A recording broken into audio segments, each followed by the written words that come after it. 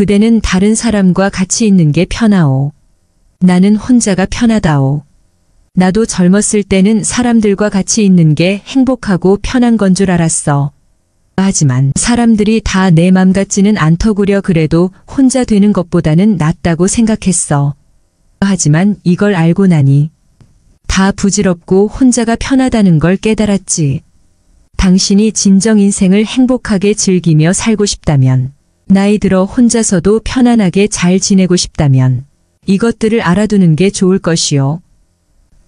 나이 들어 혼자 사는 노인분을 보고 외로우실 텐데, 쓸쓸하실 텐데 우리는 이렇게 걱정하기도 합니다. 물론 실제로 외로워하시고 사람이 목마른 분들도 많이 계시지만 요즘은 혼자 사는 삶을 스스로 선택하는 분들도 늘고 있다 합니다. 이런 분들은 가족 없이 홀로 사는 사람들의 노후가 결코 무섭지도 불행하지도 않다고 하십니다. 나는 사람이 없으면 외로워서 못 견디는데 말동무 하나 없이 어떻게 혼자 살라는 것인가, 혹시 말을 들으시고 이런 두려움을 느끼셨을까요?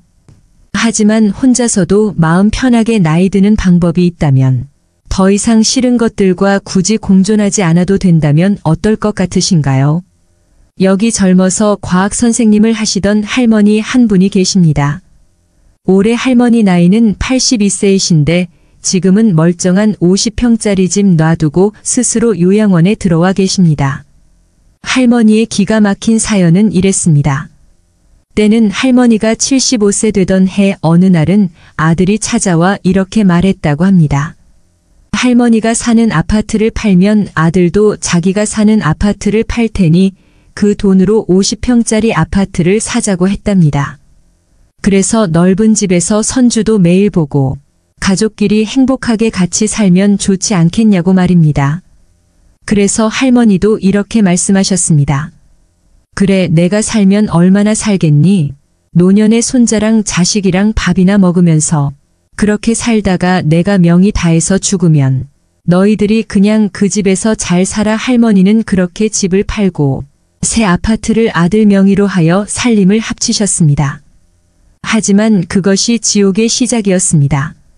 할머니는 새 아파트로 들어오는 순간 자식과 손주가 아닌 며느리하고 살게 되었으니까요. 며느리는 그동안 명절에나 뵈었지. 이제 매일 얼굴 맞대고 살려니 시어머니 눈치가 얼마나 보였을까요? 할머니 또한 무엇이든 딱딱 들어맞아야 하는 과학을 가르치는 선생님이셨으니 얼마나 엄격하셨을까요? 할머니 입장에선 며느리가 마음에 안 드는 부분들이 보이는데 며느리는 시어머니의 잔소리가 너무 듣기 괴로웠습니다. 그리고 시어머니가 열심히 나가는 성당을 안 따라갈 수가 없었습니다. 하지만 그것도 잠시일 뿐 참다 못한 며느리가 한날은 이렇게 말했습니다. 어머니, 저 이제 성당 못 나가요. 전 종교도 없는데. 어머니 따라서 억지로 나가는 거 이제 못해요. 그러자 할머니는 이렇게 말씀하셨습니다. 아니, 성당에 가고 싶으면 가고 가기 싫다고 안 가는 데니. 내가 이상한데 데리고 가는 것도 아니고 좋은 말씀 듣고 행복하라는데. 그게 그렇게 싫으니. 그렇게 할머니와 며느리 고부간의 갈등은 날이 갈수록 심해졌습니다. 급기야 며느리는 여보, 나 어머니랑 밥 먹으면 체하니까 따로 먹을게. 그러고는 자기 밥상을 따로 챙겨서 방으로 들어가 버리기 이르렀습니다. 그런데 문제는 지금부터 시작이었습니다. 잠깐 같이 살다가 세상을 뜰 거라던 할머니는 세상이 좋아지고 의료기술이 발달하다 보니 80세가 넘으셔도 정정하셨습니다. 그것도 전 재산 아들에게 다 주고 빈털터리로 말입니다. 한날은 할머니가 성당에 가서 신부님에게 머리를 내밀고는 만져보라고 하였습니다. 신부님이 할머니의 머리를 만져보자 놀랍게도 머리에 혹이 2개나 있었다고 합니다. 30대 며느리는 시집살이를 울면서 참겠지만 60된 며느리는 참지 않았습니다. 그러니까 나중에는 아예 치고받으며 싸우는 지경까지 간 것이지요. 그렇게 나의 60 먹은 며느리가 80세 시어머니랑 싸우니 당연히 60 먹은 며느리가 이길 수밖에 없었습니다. 그래서 할머니는 뭐가 어떻게 다치셨는지 혹이 2개가 나서 성당에 나타나신 것입니다. 그래서 신부님은 이렇게 말씀하셨습니다. 할머니 그러지 마시고 저하고 같이 아드님한테 소송을 겁니다. 지금 아파트가 8억이니까 할머니 25평에 아드님 쪽 25평에서 할머니 목 4억 찾으셔요. 그리고 제가 운영하는 어르신 쉼터 마을에 오셔요. 그래서 할머니는 신부님과 고소장을 썼습니다. 전직 학교 선생님이라 얼마나 고소장을 잘 쓰셨는지 변호사 선임까지 해서 빠르게 재판 날짜까지 잡게 되었습니다. 하지만 재판 날짜가 지났는데 할머니가 성당에 나타나질 않으셨습니다. 그러다 두어 달 뒤 할머니가 성당에 오셨습니다. 신부님이 다가가 할머니에게 물었습니다. 마리아님 대체 어떻게 된 거예요? 왜 그동안 두문불출하셨어요? 그러자 할머니는 힘없이 이렇게 이야기하셨습니다. 아들이 무릎 꿇고 그럽디다. 자기가 잘하겠다고 취하만 해주면 자기가 잘 모시겠다고요. 다 큰 자식이 무릎까지 꿇고 잘 알겠다는데 제가 더 이상 어떻게 우겨요. 그렇게 할머니는 아들에게 못 이겨 재판을 취하셨습니다. 그리고 할머니는 다시 성당을 한동안 나오지 않았다고 합니다. 그리고 3달의 새벽 할머니가 신부님에게 전화를 걸어왔습니다. 할머니는 허탈한 목소리로 말씀하시길 재판을 취하해 주었지만 여전히 며느리와는 사이가 나빴으며 아들은 아무것도 해주지 않았다고 합니다. 하지만 이미 일은 벌어졌고 우리나라 법률상 같은 사유로 재소송하는 것은 불가했습니다. 결국 견디다 못한 할머니는 멀쩡한 50평짜리 아파트를 두고 지방에 있는 요양원에 들어가게 된 것입니다. 보통 어르신들이 70대가 넘어가면 이때를 인생의 황혼기라 여기십니다. 호수의 높은 가을 하늘과 붉은 단풍이 가득 차면 가을에 잘 익은 과일이 떨어지는 것처럼 어르신들은 이제 낡고 정든 신마저 벗고 세상을 떠날 채비를 할 시간이라고 여기십니다. 하지만 이제는 그런 생각을 바꾸셔야 할 것 같습니다. 지금 100세 시절은 그렇지 않으니까요. 우리는 우리 생각보다 오래 살 수도 있으니까요. 어떤 기자가 102세 할아버지한테 물었습니다. 살아오시면서 제일 후회스러우신 게 뭐예요? 그러자 할아버지는 내가 70살에 그랬지. 내가 살면 얼마나 사나 내일 모레면 죽겠지. 내일 모레면 죽겠지. 그래서 자식들이 어디 여행이라도 같이 가자 하면 내가 삶을 얼마를 살았는데 무슨 여행을 가느냐 너네들이나 갔다. 와라 난 여기 있을 테니까 했지. 근데 나이가 80이 돼도 안 죽었어. 그래서 이젠 발심이니까. 진짜 내일 모레면 죽을 거다 했지.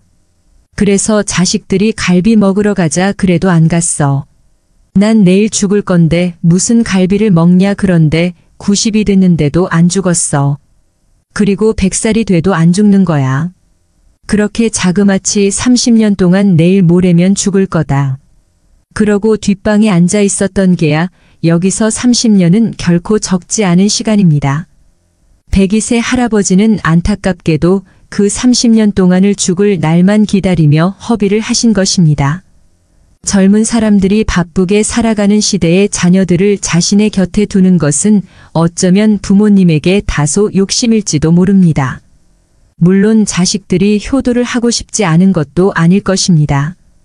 왜냐하면 사회 속의 자녀들이 부모님들을 돌볼 시간이 거의 없다는 것을 미루어 볼 때 모두 마음은 있으나 힘이 닿지 않아 행할 수 없다고 봐야 하는 것 아닐는지요. 그렇다면 우리는 어쩌면 부모에게 효도하는 마지막 세대이자 자녀에게 버림받는 첫 세대일 수밖에 없는 우리는 남은 노년을 어떤 관점으로 바라보아야 할까요? 부모 자식 걱정, 직장 걱정, 친구 걱정, 친척 걱정, 우리의 모든 걱정은 사실 인간관계에서 비롯됩니다. 하지만 인간은 사회적인 동물이라 인간관계를 맺으면서 살 수밖에 없습니다. 하지만 남과 어울려 사는데 스트레스를 받지 않는 경우는 거의 없습니다. 그렇다고 우리가 모든 인연을 다 끊고 혼자 살아야 할까요? 혼자 살 수나 있을까요? 하지만 그럼에도 우리는 혼자가 되어야 합니다. 그런데 여기서 혼자란 외딴 섬처럼 고립된다는 의미가 아닙니다. 그저 자기 사적 생활을 혼자 한다는 것입니다. 그리고 낮에는 좋은 사람들하고 즐겁게 어울리면서 사는 것이지요.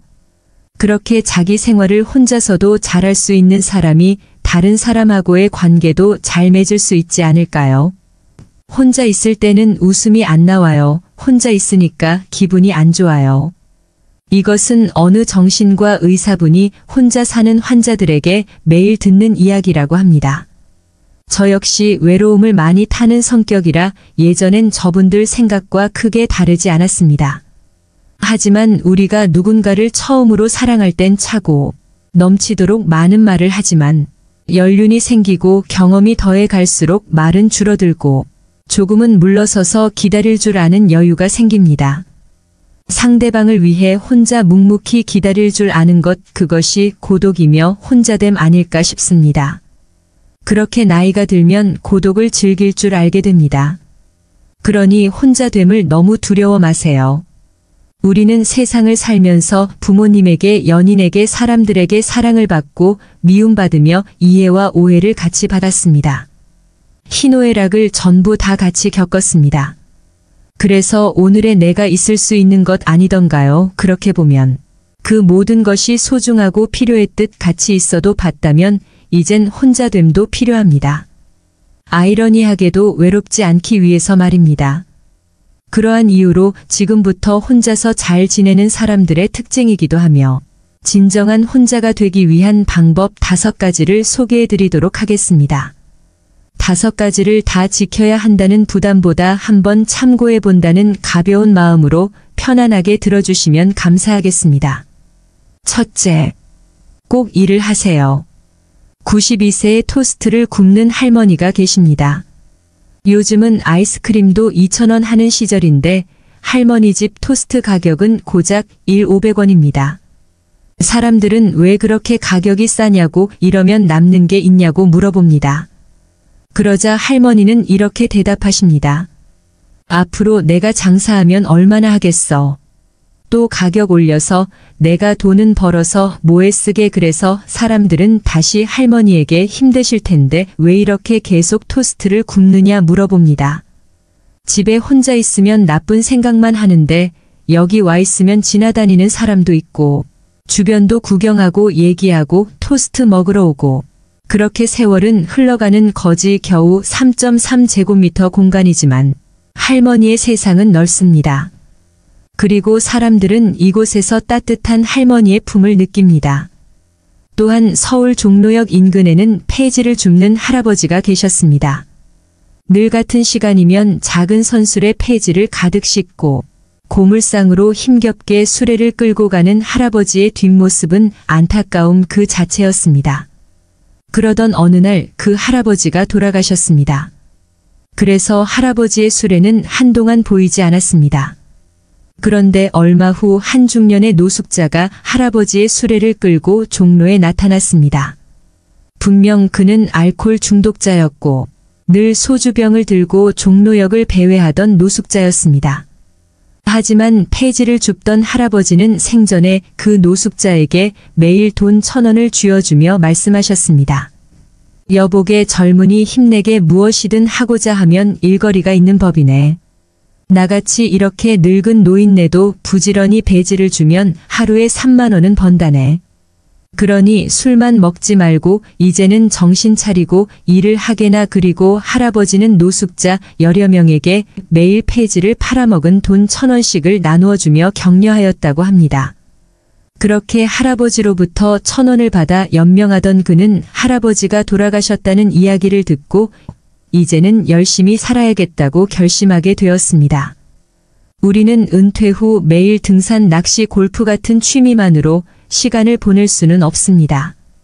이런 취미도 바쁜 가운데 즐겨야 재미가 있는 법이지 매일매일 노는 것만큼 고통스러운 일이 또 있을까요?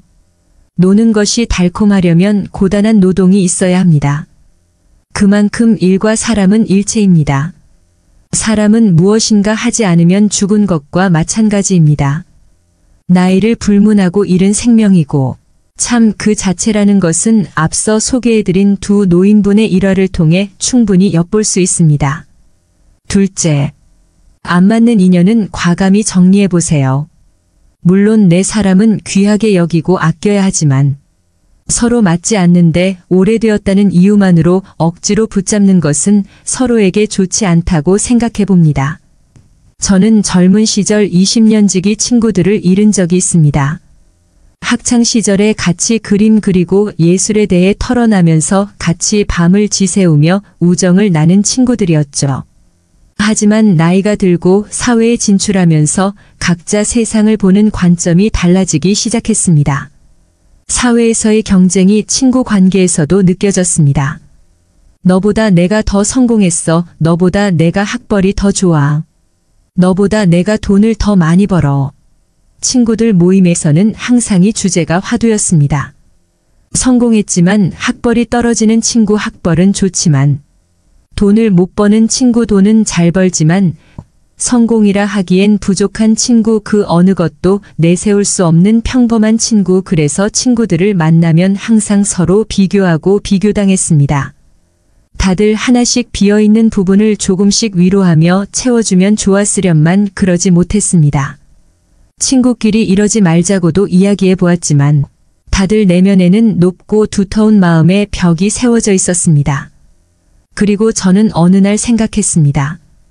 세상엔 좋은 사람을 만나 좋은 시간 보내기도 부족한데 단지 오래된 친구들이라는 이유로 좋은 추억을 함께 했다는 이유로 서로가 서로에게 일방적이고 상처만 주는 관계 친구라는 허울만 남은 관계를 유지할 필요가 있을까?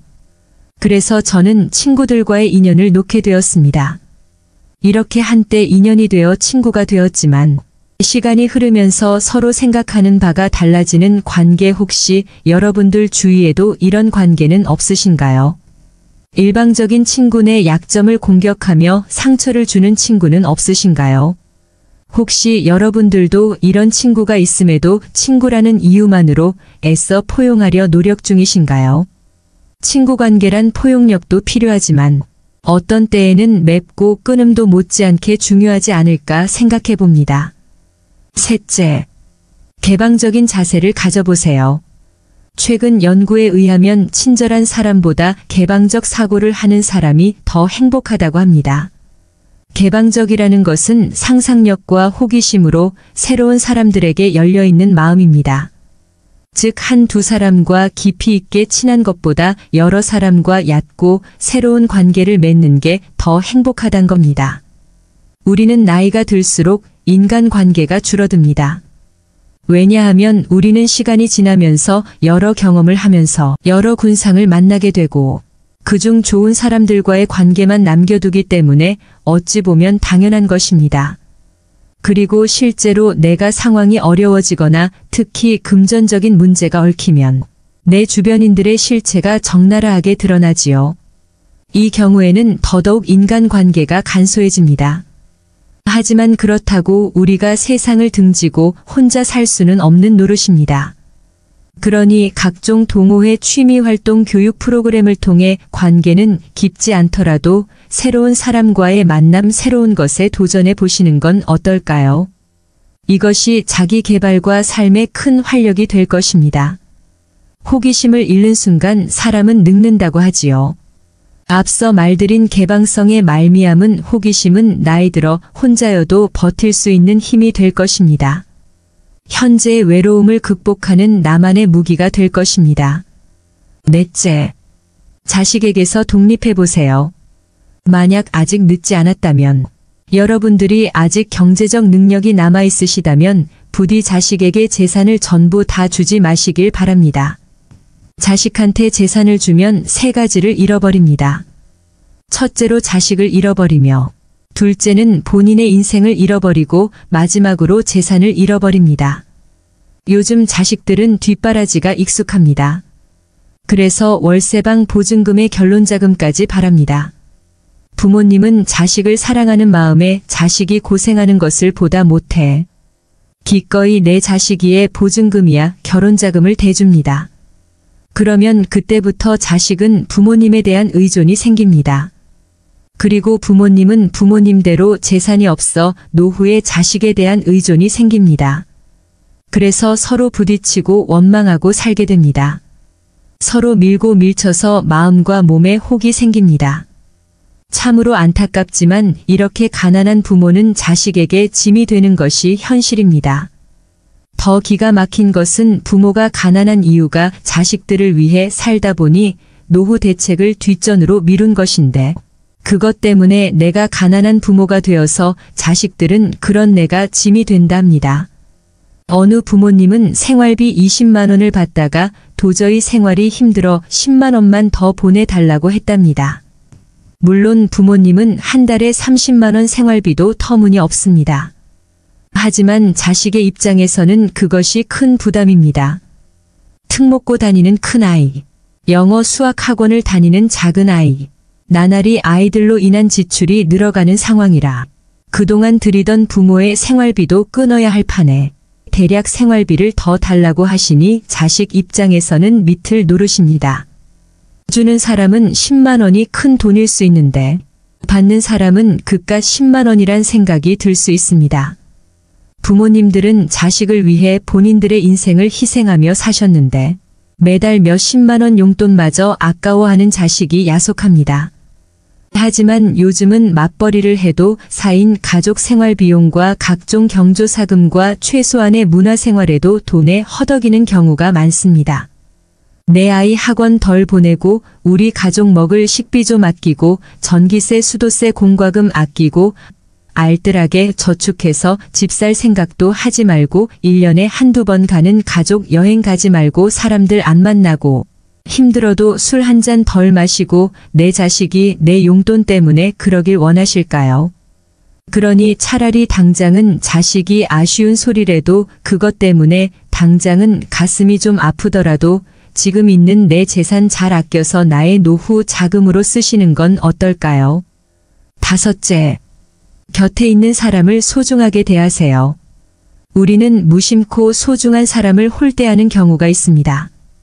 마치 이끼가 껴있는 바위처럼 정답고 든든해서 무심코 말하고 대답하고 표정 짓습니다. 그러다 그 사람을 잃게 되면 정말로 혼자가 됩니다. 그때는 다른 인연도 오리라는 법이 없습니다. 좋은 사람은 내가 좋은 사람일 때 오는 법이니까요. 저는 가끔 거울을 물끄러미 볼 때가 있습니다. 그러면 거울에선 제 얼굴 표정이 인생을 살며 그어진 주름이 제가 살아낸 세월이 제게 인사를 합니다. 그러면 저는 그 세월이 부끄러워 이내 고개를 돌리고 거울 앞에서 도망치고 맙니다. 아직도 좋은 사람이 되지 못함에 거울을 볼 때마다 참 부끄럽습니다. 우리가 나이 들면서 혼자를 두려워하는 것은 늙어서 외로울까봐, 아플 때나 죽을 때 혼자일까봐 두렵기 때문입니다. 그런데 내 가족, 특히 내 배우자는 가장 가까이서 나를 잘 알고 있는 내 사람입니다. 앞서 말했듯이 사람들을 잃으면 세상을 잃게 되는 것과 같습니다. 버림받고 소외되는 것과 스스로 혼자 되는 것은 다릅니다. 세상을 단절하지 않고 혼자만의 시간을 즐길 줄 아는 것은 곁에 있는 사람을 소중히 대한다는 말의 다른 말일 것입니다. 어느 95세 노인이 계십니다. 그분은 젊었을 때 정말 열심히 일하셨습니다. 그 결과 실력을 인정받으셨고 많은 사람들로부터 존경을 받았습니다. 그 덕에 65세 때 당당한 은퇴를 할 수 있었습니다. 그런데 그분은 30년 후인 45살 생신 때 후회의 눈물을 한없이 흘리셨습니다. 그분의 65년의 생애는 자랑스럽고 떳떳했지만 이후 30년의 삶은 부끄럽고 비통한 삶이었습니다. 그분은 퇴직 후 이제 다 살았다, 남은 인생은 그냥 덤이다라는 생각으로 그저 죽는 날만 기다리셨습니다. 그런데 그렇게 덧없는 삶을 무려 30년이나 사셨습니다. 30년의 시간은 그분의 나이 95세로 보면 3분의 1에 해당하는 기나긴 시간입니다. 만일 우리가 퇴직할 때 앞으로 30년을 더 살 수 있다고 한다면 그렇게 죽을 날만 기다리고 있을까요? 우리는 흔히 60대, 70대를 인생의 황혼기라 합니다. 여기서 황혼기란 해가 노후를 남기고 가라앉는 것처럼 어떤 현상이 끝나감을 사람의 노년기에 빗대는 말입니다. 하지만 100세 노인분들은 말합니다.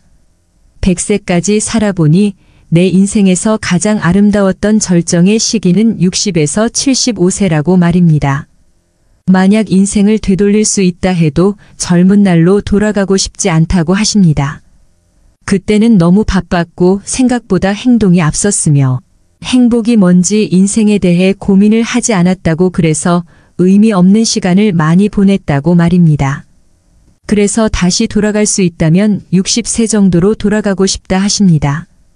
우리가 해가 지는 노을이 아름답다고 느끼는 것은 노란을 한편에 깔린 한낮의 파란 하늘 저무는 태양의 강렬한 붉은 색채 그리고 어슴푸레하게 깔리는 땅거미 모든 것들이 한 번에 모여 드라마틱한 변화를 한눈에 볼 수 있기 때문입니다.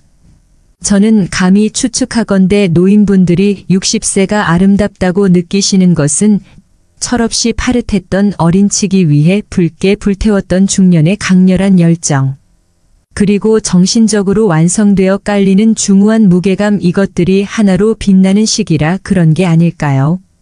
여러분들은 그런지지 않는 노을이 되어 드라마틱한 노후를 한번 보내보시는 것은 어떨까요? 그래서 여러분들께서 그런 노후를 보내시라고 오늘은 저녁 노을을 그림으로 그려보았습니다. 시청해 주셔서 감사합니다.